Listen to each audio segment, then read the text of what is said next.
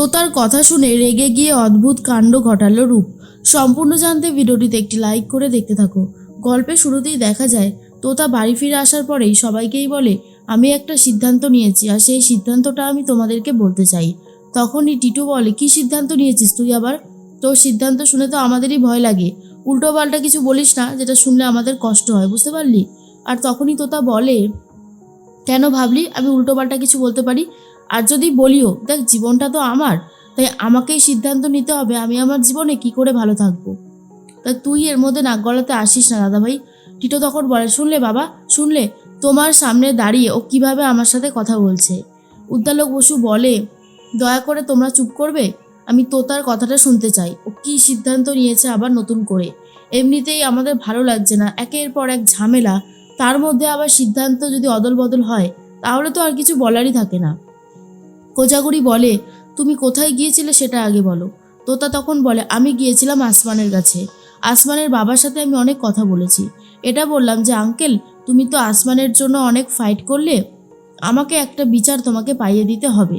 এই যে আসমান আমাকে মিথ্যে কথা বলেছে, ওর গার্লফ্রেন্ড আছে, ও অন্য কাউকে ভালোবাসে, তাই জন্যই আমাকে ছেড়ে দিতে চায়, এগুলো তো সম্পূর্ণ মিথ্যে কথা। আর এর জন্য আমি যথেষ্ট কষ্ট পেয়েছি, তাই এর একটা বিহিত ওনাকে করতে হবে। আমি আসমানকে শাস্তি দিতে চাই, এটাই বললাম। টিটো তখন বলে, কি দরকার, কি দরকার আসমানকে শাস্তি দেওয়ার? ওই সমস্ত ঝামেলায় জড়ানোরই বা কি আছে? আমি তো সেটাই বুঝতে পারছি না। তোতা বলে, দাদাভাই, তুই যদি সমস্ত কথার মধ্যে এইভাবে ঢুকে পড়িস আর নাক গলাস, তাহলে কিন্তু আমার খুব একটা ভালো লাগবে না।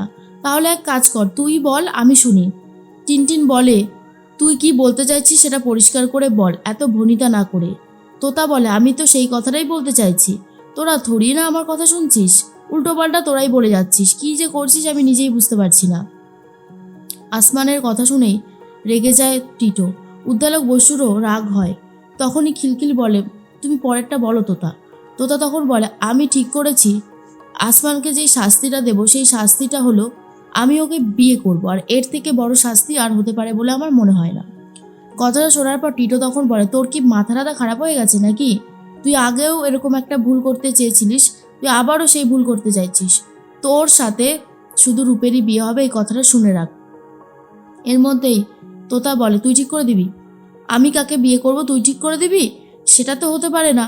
আমি বিয়ে করব যাকে, আমি তাকে পছন্দ করব, ভালোবাসবো, তারপর তো বিয়ে করব। তুই যদি সব কিছু ঠিক করে দিস তাহলে তো আমার আর কিছু বলারই থাকে না।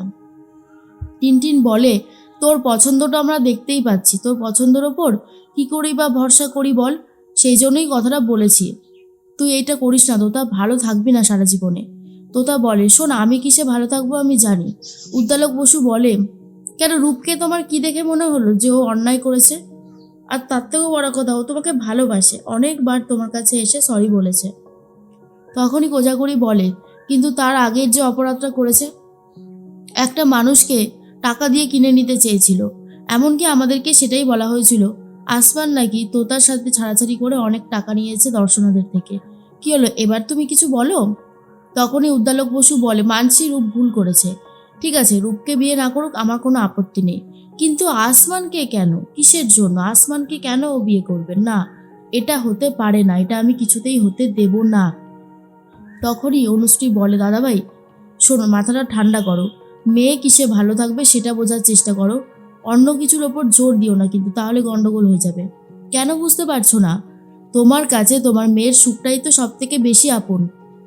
টিটো বলে, পিসিমণি, তুমিও তুমিও সেই একই সুর গাইছো কেন? বুঝতে পারছো না আমাদের স্ট্যাটাসের সাথে কোনোদিনও ওই আসমানের স্ট্যাটাস মেলে? তারপরেও তোমরা কেন বলছো, কিসের জন্য বলছো, আমি সত্যি বুঝতে পারছি না। কোজাগরি তখন বলে, এই বিয়েতে কেউ থাকুক বা না থাকুক, আমি থাকবো। তখনই অনুশ্রী বলে, বৌদিভাই তুমি আমার নামটাও লিখে নিও। তখন পিসিমণি যে এইভাবে তোতার সাথে থাকবে এটা কেউ বিশ্বাসই করতে পারছিল না।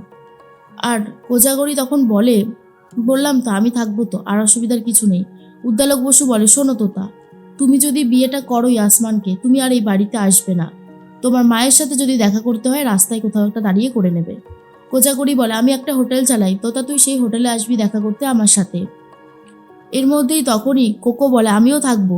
আমি তোমাকে আগে বলেছিলাম না তোতা, আসমান এরকম কিছু করতে পারে না, কোথাও একটা গন্ডগোল হচ্ছে।